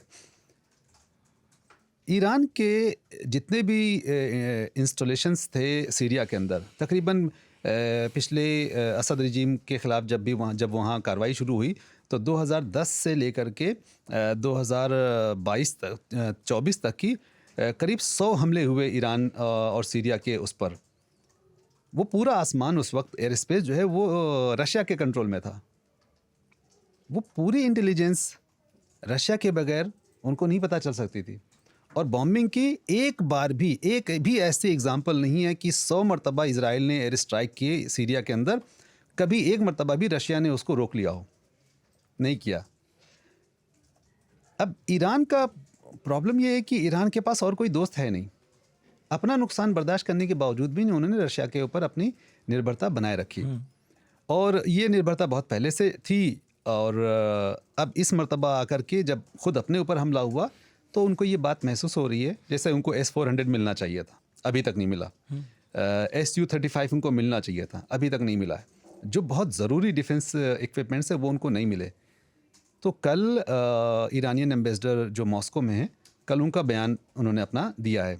उन्होंने कहा है कि हम इस बात को याद रखेंगे कि इस गहरे संकट के समय पर हमारे साथ कौन खड़ा हुआ था और कौन नहीं खड़ा हुआ था, जिसमें इस बात की तरफ इशारा है कि वो रशिया को तनकीद कर रहे हैं, और शायद चाइना को भी कर रहे होंगे। चाइना हो सकता है भेज दे कुछ उसमें, रशिया क्यों नहीं भेज सकता? पहला तो ये है कि वो इज़राइल के सिक्योरिटी को लेकर के बिल्कुल वैसे ही है जैसे अमेरिकन हैं। क्षेत्र में इज़राइल का डोमिनेंस बना रहे, इसके बारे में अमेरिका और रशिया के बारे में कोई ज़्यादा मतभेद नहीं है, क्योंकि पूरे मिडिल ईस्ट में ये जो बाइपोलर वर्ल्ड ऑर्डर है, जो दो मठाधीश हैं दुनिया के, अमेरिका और रशिया, इन दोनों के नज़दीक ये है कि भाई देखो क्षेत्र में कौन बैठना चाहिए, इज़राइल हम दोनों के लिए बेहतर है। वो इस बात पर उनका इत्तेफाक है। इज़राइल के अलावा कौन? इज़राइल के अलावा नेचुरली टर्की होना चाहिए, क्योंकि टर्की नेटो का मेंबर है। अभी भी हम कहते हैं कि वो सेकुलर देश है, क्योंकि बहुत ज़्यादा वेस्टर्नाइज्ड है, यूरोपियनाइज्ड है, तो वो उसको, लेकिन नहीं, अगर इज़राइल के अलावा और कोई देश उसको वो प्रमोट करना चाहेंगे तो वो UAE को करना चाहेंगे। क्यों करना चाहेंगे? UAE एक देश है, किसी भी बड़े देश के लिए, यानी कि किसी भी बड़े माफिया के लिए हम कहें, किसी मोहल्ले में अगर कोई अपना गुंडा बदमाश अपॉइंट करना हो तो उनके लिए सबसे अच्छा कैंडिडेट कौन होता है? सबसे अच्छा कैंडिडेट वो होता है जो हर बात उनकी मान सके। तो वो अमेरिका और रशिया मिडिल ईस्ट में ऐसे कैंडिडेट्स को तलाश करते हैं जो उनके लिए सबसे ज़्यादा ओबीडियंट हो।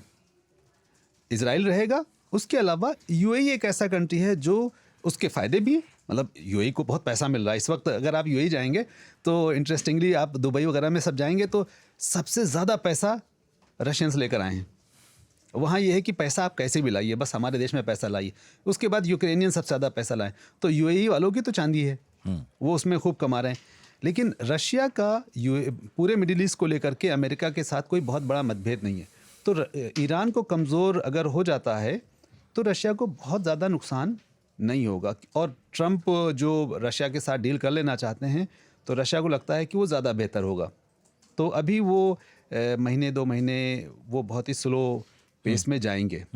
रशिया, मैं नहीं समझता कि रशिया कोई बहुत ज़्यादा बड़ी पोजीशन लेगा, बल्कि उन्होंने बोल भी दिया है, रशियन स्टेटमेंट आया है उनके फॉरेन मिनिस्टर का कि ना तो हमसे ईरान ने मदद मांगी है और ना हमारी तरफ से अभी ऐसा कोई ऑफ़र जा रहा है।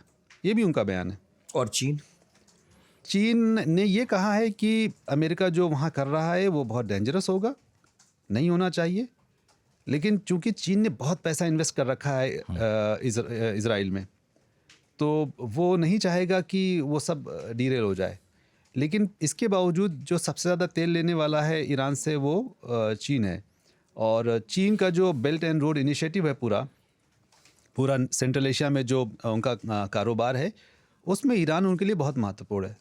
तो मुझे लगता है कि जब बहुत क्रूशल चीज़ें हो जाएंगी तो शायद चीन इंटरवीन करेगा। इंटरवीन करने का मतलब ये है कि सप्लाई करेगा और कुछ चीज़ें उसमें हो सकती हैं। मगर चाइना का स्टाइल तो नहीं रहा है कभी, नहीं रहा है। लेकिन अगर पूरा रिजीम चेंज होने का, ईरान के कोलैप्स होने का संकट आएगा तो मेरी समझ से चीन को ज़रूरत पड़ेगी, क्योंकि चीन के पास तो बहुत ज़्यादा एलाइज नहीं है इलाके में। कोई मतलब किसी के साथ उनकी बहुत ज़्यादा, ईरान ही एक ऐसा देश है जिनके साथ उनके संबंध हमेशा से बहुत ही गहरे रहे हैं। तो वो इस टाइम पर शायद वो ज़्यादा आगे आएंगे, या फिर वो इजराइल को प्रेशराइज बहुत करेंगे कि भाई बैकआउट करो, आपको जो कुछ हासिल करना था आपने हासिल कर लिया है। और पाकिस्तान का संकट क्या है, जहाँ से खबरें आती हैं कि कह दिया गया है कि अगर ज़्यादा दिक्कत हुई तो हम बम मार देंगे। वही बम जो वो इंडिया में मारने की धमकी देता है, अब उसे लग रहा है कि वो वेस्ट एशिया में भी कर सकता है। एक बम बना लिया उन्होंने और वो लेके घूम रहा है हर जगह।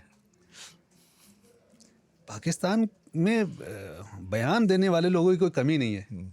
और सबसे अच्छी बात वहाँ पर यह है कि जो मंत्रालय जिस काम का जिम्मेदार है वो उसके अलावा हर चीज़ पर बोलता है। वो उनको कुछ पता हो ना पता हो तब भी वो ज़रूर बोलते हैं।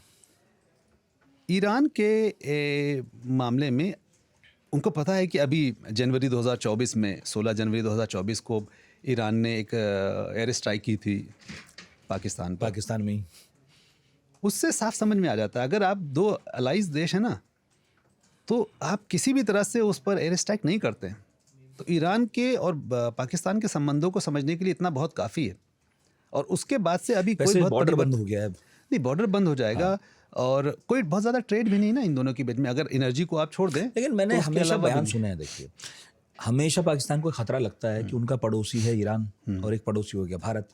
तो पाकिस्तान हमेशा इस डर में जीता है कि ये दोनों मिलकर कुछ बड़ा ना कर बैठे हैं। वो चाबहार वाली बात भी हुई रही है। तो पाकिस्तान से मैं हमेशा बयान सुनता रहा हूँ कि ईरान से हमारे बहुत पुराने संबंध हैं, ईरान तो हमारा भाई है, मुस्लिम भी हैं हम, ये भी हैं वो भी हैं। और कभी कभी जब आप जैसे एक्सपर्ट ये वाली बात कहते हैं कि इनकी तो बनती ही नहीं है, बलूचिस्तान का भी एक प्रॉब्लम है इनके बीच में, ये भी प्रॉब्लम, तो हमें समझ नहीं आता है कि इन दोनों देशों के संबंध को डिफाइन कैसे करें। और ये बम वाली जो बात है, किसी को नहीं पता उसका बटन किसके पास है। पाकिस्तान में वाकई ये प्रॉब्लम तो है, ये मजाक की बात नहीं, सच ही है। नहीं जानते हम लोग कि वहाँ कौन फैसला करता है। तो इसे कितना सीरियसली एक थ्रेट के तौर पे देखा जा रहा है, क्योंकि ईरान पे बम है नहीं और पाकिस्तान का बम तो मुस्लिम बम माना गया था, इस्लामिक बम था वो, तो मुस्लिम उम्मा की जिम्मेदारी पाकिस्तान ने उठाई है, हम बचाएंगे जिस पर हमला होगा। तो कोई वाकई थ्रेट है जैसा दिखता है। ये पाकिस्तान के लिए एक मौका भी हो सकता है वहाँ पर अपनी दखल बढ़ाने का, या दखल वैसे ना बढ़े तो बयान देकर बढ़ाने का। देखिए, मुझे डर लगता है इस बात का कि जिस वक्त अमेरिकन जहाज़ ईरान के ऊपर हमला कर रहे होंगे, उस वक्त ट्रंप और फील्ड मार्शल आसिफ मुनीर एक साथ बैठ के लंच कर रहे होंगे। मतलब आप सोचिए कि इतनी बड़ी विडंबना है कि एक ऐसे समय में जब आप का पड़ोसी देश जिसके बारे में आप कह रहे हैं कि आप जाएंगे उसको बचाने के लिए, आपका फील्ड मार्शल वहाँ पर बैठा। वो बहुत बड़ा पॉलिटिकल मैसेज है। वो बहुत, यानी मैं नहीं समझता कि अमेरिका ने इसको बिल्कुल बगैर किसी सोचे समझे ये लंच प्लान किया होगा। ये लंच इसीलिए प्लान किया गया कि ईरान को क्लियर मैसेज जाए कि पाकिस्तानी आर्मी आपके साथ नहीं है। और यही बात सही है। ईरान को जो लोग जानते हैं वो ईरान का सेंट्रल एशिया में जो इंटरेस्ट है, ईरान अपने आप को बहुत पुराना हैंगओवर है उसका एम्पायर का। यानी कि क्या वो ज़माना था जो तुर्की और ग्रीस तक की उसकी हुकूमत थी प्री इस्लामिक पीरियड में। तो वो बहुत ही हाईली नेशनलिस्ट लोग हैं, वो अपनी वो ग्लोरी को याद रखते हैं और उसी ग्लोरी की वजह से कभी भी उन्होंने अपने अरबी ज़ुबान को आगे नहीं बढ़ने दिया, अपनी पर्शियन लैंग्वेज को ही मेंटेन रखा और जो भी प्री इस्लामिक हेरिटेज है उसको भी बहुत स्ट्रांगली अपने साथ रखा और उसको एक्सपैंड करने के लिए वो हमेशा लगे रहते। पाकिस्तान को वो उसमें फिट नहीं पाते। पाकिस्तान में एक तकरीबन 15-20% आबादी शियों की है, जो बहुत पढ़े लिखे रिच अपर क्लास ज़्यादातर उसमें है। वो उनका बहुत कीन इंटरेस्ट है। वो नहीं चाहते हैं कि ये जो पाकिस्तानी शिया हैं वो उनसे किसी तरह से दूर हो जाएं। वो उस इंटरेस्ट को मेंटेन रखने के लिए वो पाकिस्तान के साथ अच्छे संबंध रखते हैं। लेकिन अगर स्ट्रेटजिक संबंधों को देखें तो जो बात लोगों को मालूम है वो यही है कि पाकिस्तान और सऊदी अरब के जिस तरह के संबंध हैं और न्यूक्लियर कोऑपरेशन जिस तरह का है, उसकी बुनियाद यही है कि अगर ईरान कभी सऊदी अरब पर हमला करेगा तो पाकिस्तान हमारा साथ देगा। तो पाकिस्तान सऊदी अरब की जो दोस्ती है वो ईरान को ध्यान में रख करके है और ईरान को ये बात पता है। तो मतलब पॉलिटिकल लीडरशिप कुछ भी कहे, उनकी मिलिट्री की लीडरशिप और जो होना है वो यही होना है कि वो सऊदी अरब या अमेरिका के साथ तो हो सकते हैं, ईरान के साथ कभी नहीं जा सकते। ठीक है। एक मुल्क और है दुनिया में जिसको ये हैंगओवर अभी भी है ईरान जैसा, उसका नाम टर्की है, जहाँ पढ़ाते भी हैं।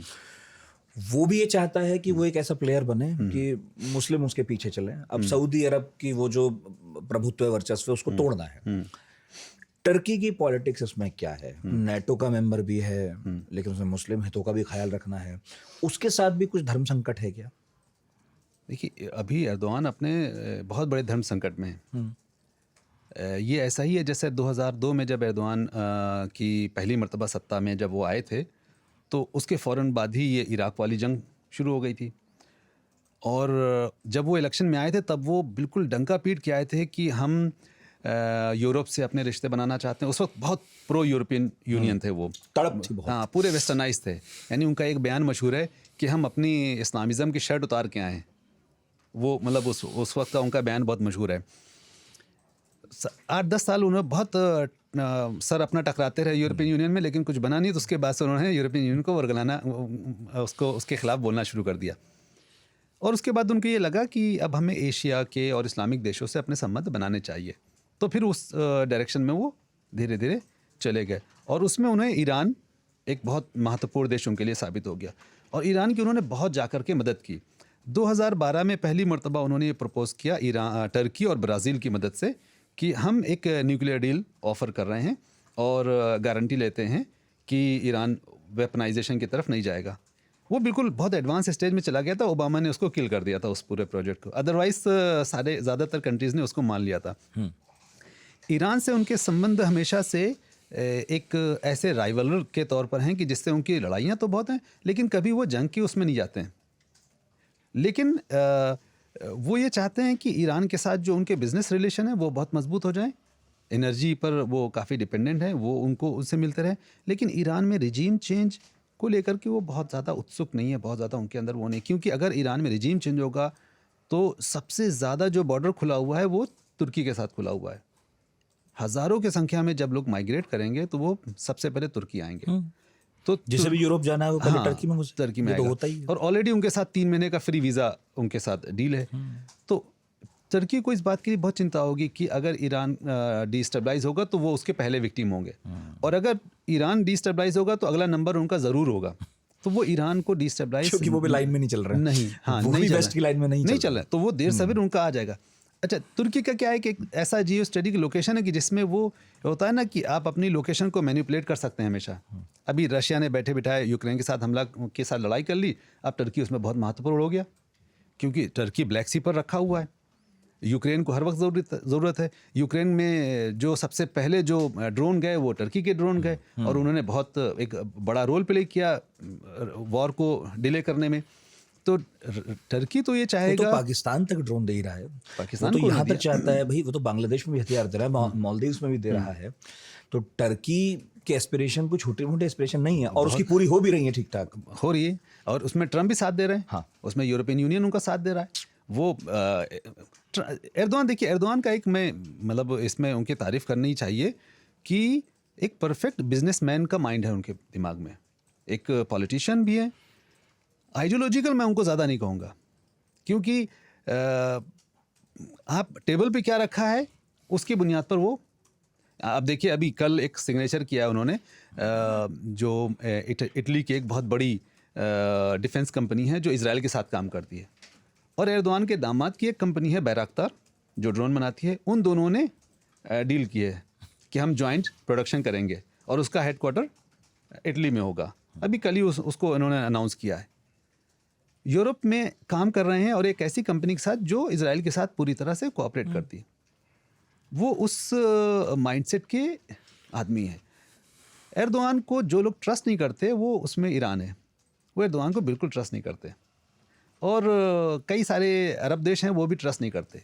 हालांकि मैं समझता हूँ कि एर्दोआन इसलिए ट्रस्टवर्दी हैं क्योंकि वो ज़रूर ये चाहते हैं कि एक्टिव कॉन्फ्लिक्ट की जगह पर, मैं उसका एक एग्जांपल देना चाहता हूँ।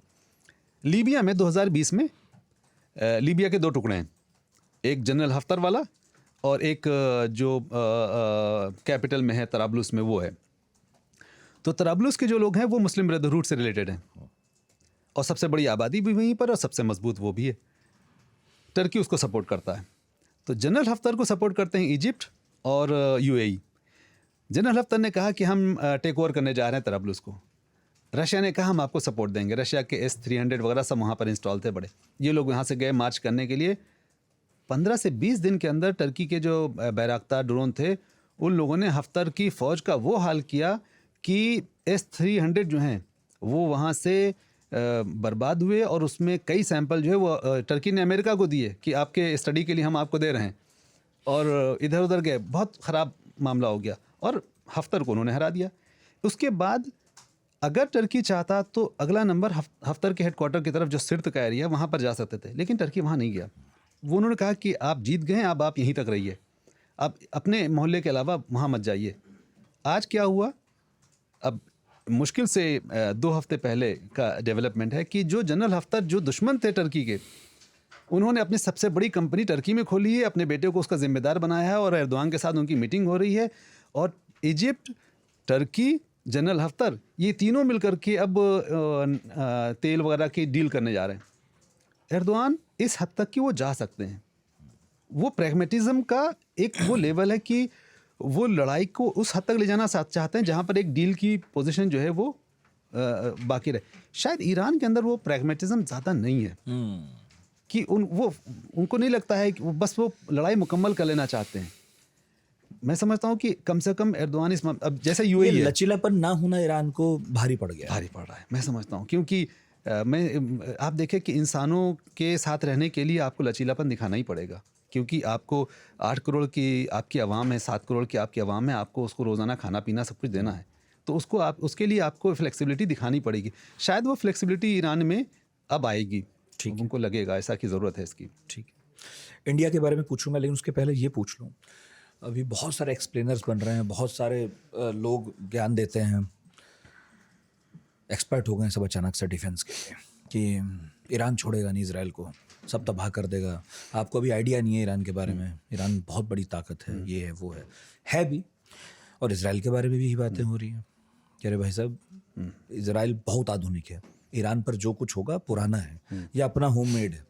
इजराइल के साथ दुनिया की बड़ी टेक्नोलॉजी है। ईरान वो है जो इंडिया जैसे मुल्क को चीज़ें देता है। अगर ये दोनों टकराएं, फुल फ्लेजेड टकराएं, तो फिर आप लोग और आपके मित्र लोग जो विद्वान हैं, इसी विषय पे लिखते पढ़ते हैं, उनका क्या अनुमान है, क्या होने जा रहा है, कौन जीत रहा है, कौन हार रहा है? देखिए, खाली जीत हार के मुझे सिर्फ यही पूछना है। जीत हार के कॉन्टेक्स्ट में वो अगर तो आप कहें, जीतने वाला भी कितने नुकसान झेलेगा और कब खड़ा होगा पता नहीं, लेकिन फिर भी एक युद्ध के पॉइंट ऑफ व्यू से पूछ रहा हूँ कि कौन ज़्यादा नुकसान उठाने वाला है इनमें, हथियार के हिसाब से? देखिए, ईरान ही ज़्यादा नुकसान उठाएगा हर हाल में, इसलिए कि ईरान की जो टेक्नोलॉजी है बहुत कमज़ोर है, और बहुत से लोग कहते हैं कि इनके पास वो है सब बहुत सारी चीज़ें हैं, लेकिन आजकल की दुनिया में सबको पता रहता है कि किसके पास क्या है। अगर ईरान के पास न्यूक्लियर बॉम्ब नहीं है अभी तक, तो फिर ईरान अपना डिफेंस बहुत दिनों तक नहीं कर सकता है।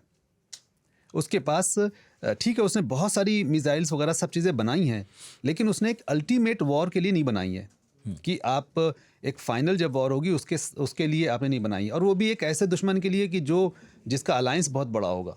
ठीक है, आप लड़ सकते हैं, शायद तुर्की से आप लड़ सकते थे, ये हालांकि तुर्की से भी नहीं लड़ सकते थे क्योंकि वो नेटो का अलाई है, लेकिन छोटे मोटे देशों से आप लड़ सकते हैं। लेकिन इजराइल से आप लड़ने के लिए 20-25 दिन तक की आप लड़ सकते हैं? मैं नहीं समझता कि ईरान के पास उतनी मशीनरी है, उतनी वेपन्स हैं या उतना एडवांस सिस्टम है। और यहाँ तक कि जो मोस्ट इम्पॉर्टेंट चीज़ होती है, इंटेलिजेंस भी नहीं है। जैसे पहले दिन में जो 10 टॉप कमांडर मारे गए हैं, मैं बहुत इस बात को लेकर डिसअपॉइंटेड था कि इतना बड़ा देश जो मिलिट्री पर इतना पैसा खर्च करता है, उसको ये नहीं पता है कि उसके 10 मिलिट्री कमांडर एक ही जगह हैं। हाँ। और एक रात में मारे गए। यानी हमास, हिजबुल्लाह का कमांडर भी उतने जल्दी नहीं मारा गया। हाँ, यानी और हमास हिजबुल्लाह का समझ में आता है, लेकिन ईरान एक देश है। हाँ, जबकि वो देश भी नहीं है। हाँ। हमास हिजबुल्लाह, यानी हसन नसरुल्लाह बहुत दिनों के बाद मारे गए, या हमास के कमांडर बड़े टाइम के बाद, मतलब इजराइल उनको ढूंढता रहा तब जाके। इसका मतलब है कि वो भी अपने इंटेलिजेंस के लिए इतना फिक्रमंद थे। मैं इस बात को एक्सप्लेन नहीं कर पा रहा हूँ कि भाई 10 मिलिट्री कमांडर एक साथ एक दिन में कैसे मारे गए। वो फेलियर। अगर किसी इतने देश बड़े मुल्क में आप हाँ, एक ही जगह बैठे हो, अगर तो दुनिया में यही मैसेज गया कि अगर खुमैनी को मारने की धमकी मिल रही है तो इसका मतलब और वो कहीं genuine छिपे हुए हैं, तो ऐसा कुछ नहीं है कि नहीं पता होगा, पता ही होगा। ट्रंप ने कहा है, हमें पता है वो कहाँ है। तो वो मैं समझता हूँ कि वो बहुत बड़ा फेलियर है। और इससे ये साबित हो जाता है कि ईरान इंटरनली इतना मजबूत नहीं है जितना कि हमको बताया जाता है। और जैसा आपने जीत हार के सीधे सवाल में पूछा, तो बहुत भारी नुकसान होगा ईरान को, बहुत भारी नुकसान होगा, यानी कि बहुत डैमेज होगा।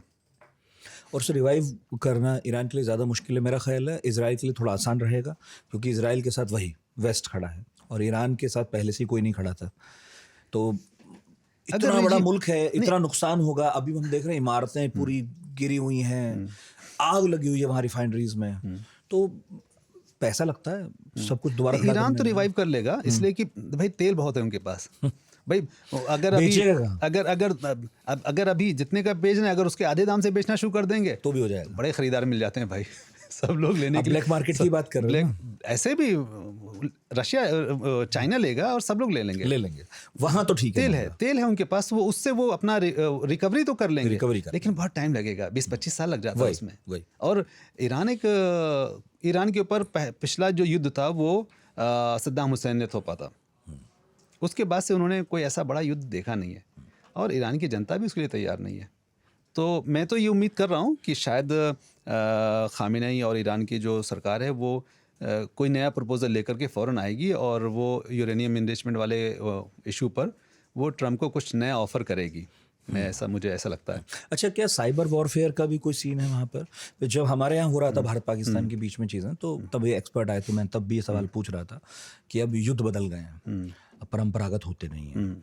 रिजीम चेंज के लिए भले ईरान में आपको सड़क रोड पे उतारने पड़े लोग, या फिर हो सकता है सेना अंदर घुसे, लेकिन साइबर वॉरफेयर एक ऐसी चीज़ है इसमें आपको ड्रोन भी नहीं भेजना, एक तरह से देखा जाए तो। और हम ये देखते रहे हैं कि ईरान इजराइल के बीच में कई बार हम कुछ वेब सीरीज में भी देखते रहे हैं, उनका सच झूठ नहीं पता मुझे, लेकिन दिखाते हैं कि ईरान में भी बड़े हैकर्स हैं, इधर से भी हैं, ये भी हैं। वो कितनी रियलिटी है उसमें, वो किस हद तक होगा?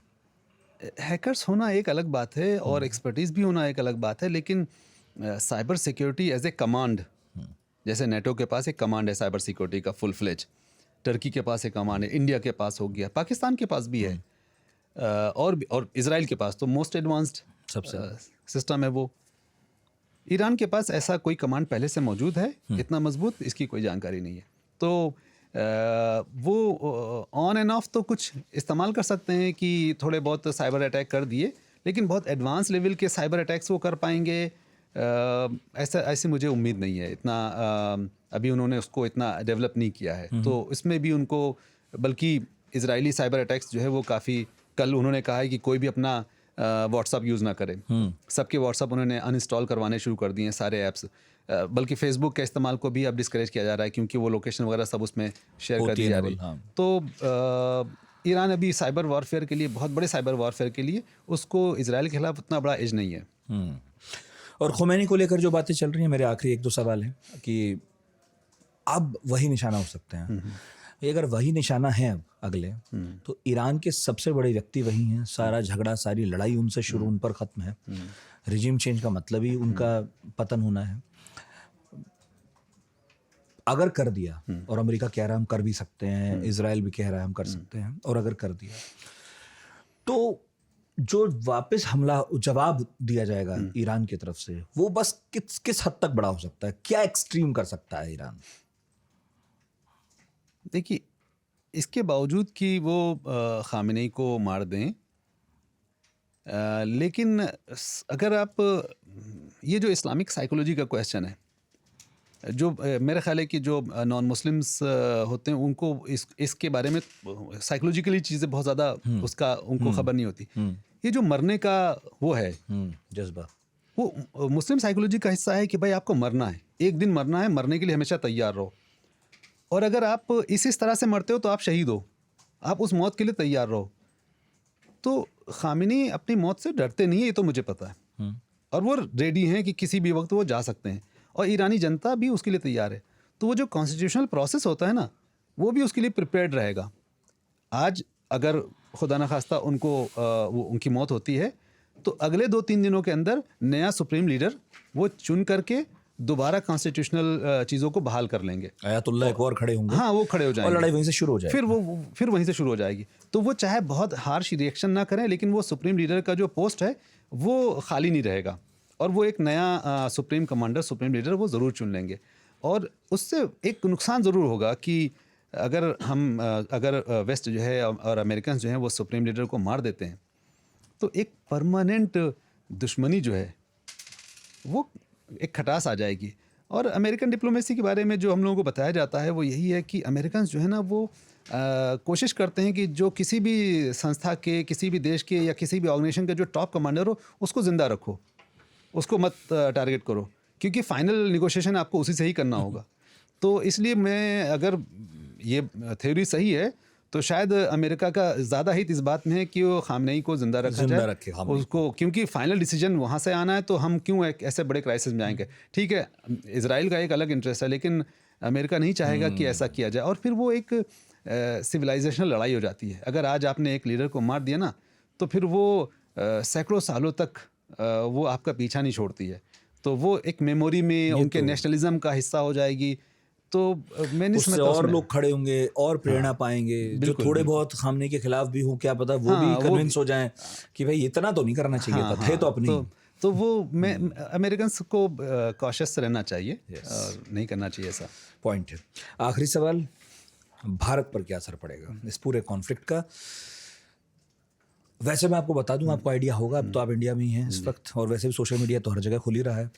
एक तरफ वो लोग हैं जिनका ये कहना है कि हमें ईरान के साथ खड़ा होना चाहिए, इजराइल का बहुत हो चुका, गजा में करते रहे हैं, अब ईरान को भी छेड़ रहे हैं। अभी दमिश्क में शुरू किया था उन्होंने, भाई किसी के दूतावास पर हमला कैसे कर सकते हो आप? इजराइल ने किया ईरान पर।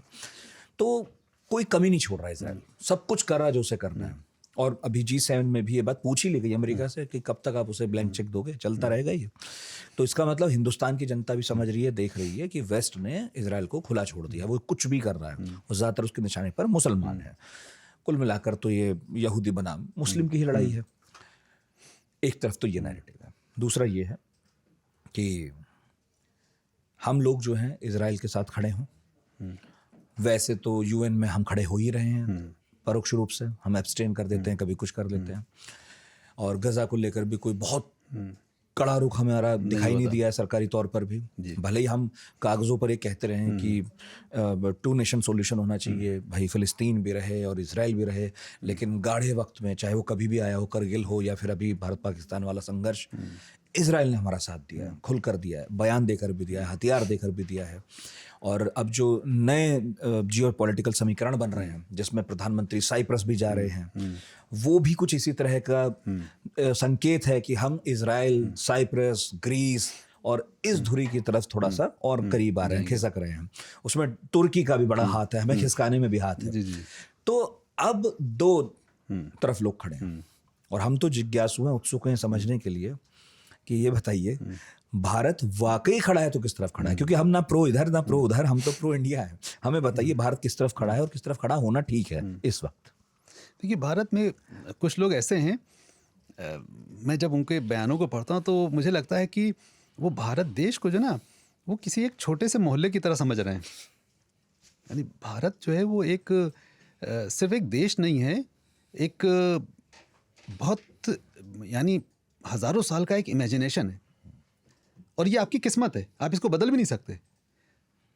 जो देश आपके पास है, जितना बड़ा, जितनी आबादी और जो हिस्ट्री, वो आपकी किस्मत है। आप उसको बदलना चाहे बदल नहीं सकते, वो आप ही के पास रहेगा।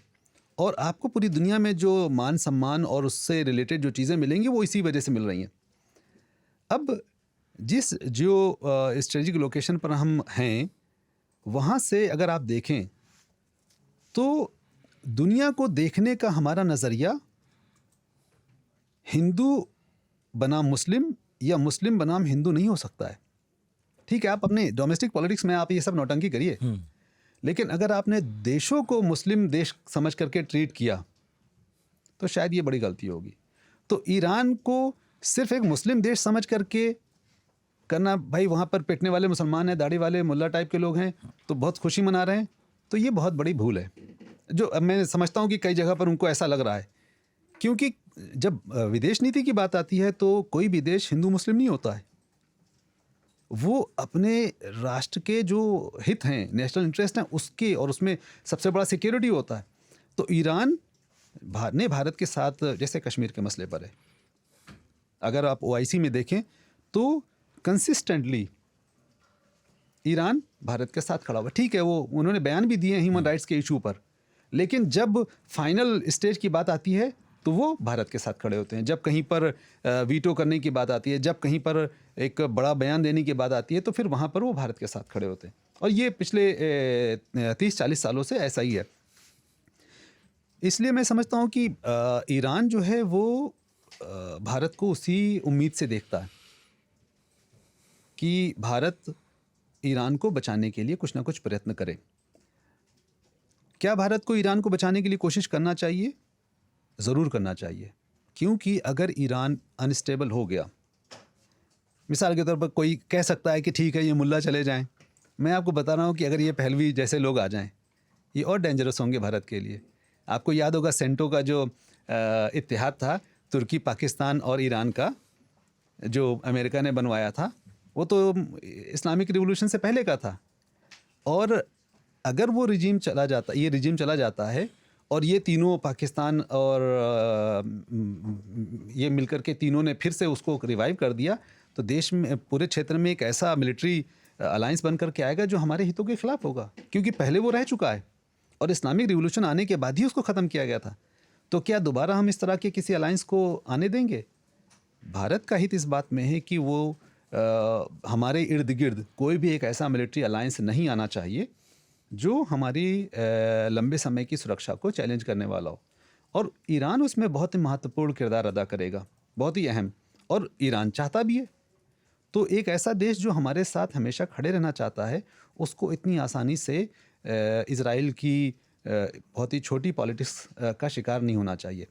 हाँ, ये ज़रूर हो सकता है कि इज़राइल से हमारे संबंध हैं और ईरान के साथ हमारे अच्छे संबंध हैं। हमें ये पता करना चाहिए कि भाई ऐसा कौन सा पॉइंट है जहाँ पर दोनों एक साथ आ सकते हैं, और क्या हम कन्विंस कर सकते हैं दोनों लोगों को। भाई ये गारंटी चाहिए कि ईरान न्यूक्लियर बॉम्ब नहीं बनाएगा, लेकिन ये गारंटी तभी हम दे सकते हैं भारत ईरान की तरफ से जब भारत को ये पता होगा कि सचमुच में वो चाहते कि नहीं चाहते हैं।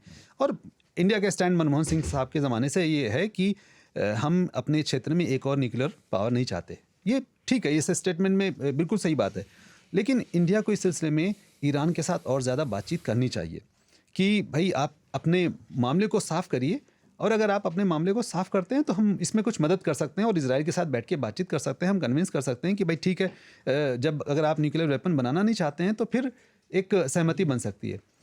इसके बावजूद भी मैं कहूँगा कि ईरान का जाना, उसका तबाह होना भारत के लिए लंबे समय तक काफ़ी एक ख़राब बात होगी और इसका नुकसान होगा। इसके बाद जो नया रिजीम आएगा, अगर ऐसा कुछ होता है, या फिर अभी भी अगर भारत ने बहुत अच्छा साथ नहीं दिया और बाद में उसको, जैसा कि ईरानी डिप्लोमेट ने वहाँ कहा कि अगर हमारा कोई साथ नहीं दे रहा तो हमको ये बात याद रखेंगे, तो मुझे लगता है कि ईरान को इसमें हमें कुछ ना कुछ सहायता देनी चाहिए और ऐसा बयान भी देना चाहिए जिससे हम उनको कहें कि भाई हम इस तरह के वायलेंस को हम नहीं चाहते। ये भारत के लिए बहुत ज़रूरी होगा और इसको एक मुस्लिम नुक्ते नज़र से, एक कम्युनल नुक्ते नज़र से उसको नहीं देखना चाहिए। इंटरनेशनल पॉलिटिक्स में किसी भी देश को मुस्लिम देश देखने की गलती नहीं करना चाहिए। पाकिस्तान को भी देखने की गलती नहीं करना चाहिए। मैं बहुत इसमें क्लैरिटी है कि पाकिस्तान को आप अगर सिर्फ एक मुस्लिम देश के तौर पर देख रहे हैं तो नुकसान कर रहे हैं, क्योंकि वो एक देश है और वो एक देश होने के नाते जो हम लोगों को इंटरनेशनल रिलेशन में जो पढ़ाया जाता है कि वो अपने सर्वाइवल के लिए कुछ भी कर सकते हैं, तो अगर वो मुसलमान ना होते तब भी वो यही करते, क्योंकि उनका बिहेवियर जो है वो उनके उस नेशनलिज्म के उससे बनता है। नेशन स्टेट का जो एक लॉजिक है उससे बनता है। कितना भी छोटा देश हो वो उसी तरह से जाएगा। देखिए मालदीव ने किया, ठीक है ना, या कोई भी छोटा देश है वो उसमें जाएगा, क्योंकि अंतर्राष्ट्रीय राजनीति ने देशों का में जो देशों की बनावट है वो वही है। नेशन स्टेट ऐसी होती वो ऐसे ही है। तो और एक बड़ा शानदार उदाहरण इस मामले में मुझे याद आता है आपकी इस बात से कि हमारा सबसे अच्छा दोस्त कम्युनिस्ट रशिया है और हमारा जो सबसे बड़ा खतरा है देश के सामने जो हम मानते हैं वो कम्युनिस्ट चाइना है, जिनकी ऑफिशियल बिल्कुल बिल्कुल जो ऑफिशियली दोनों एक जैसे हैं, लेकिन हाँ, तो भारत को एक बड़े देश की तरह से और एक, यानी मैं उसको, ठीक है दूसरों के लिए वो लफ्ज़ इस्तेमाल होता है, लेकिन हम एक अम्पायर सिविलाइजेशन के उसमें रहें और वो बड़ेपन का जो मुजाहरा है वो ज़रूर करना चाहिए और करते रहें, पास्ट में करते रहें। गुजराल साहब की डॉक्ट्रिन यही थी कि हमें अपने पड़ोसी देशों की मदद करनी है, चाहे वो हमारी करें या ना करें, यानी हम उसकी उम्मीद नहीं करेंगे।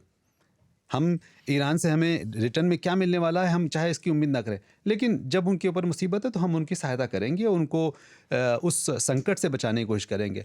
भारत को इसकी कोशिश करना चाहिए कि ईरान में जो फुल फ्लेज वॉर है वो कितना अवॉइड कर सकते हैं उसके बारे में ज़रूर कदम उठाना चाहिए। और अगर ऐसा हम करते हैं तो मैं समझता हूँ कि जंग के बाद भारत और ईरान के संबंध बहुत अच्छे हो जाएंगे, बहुत अच्छे हो जाएंगे।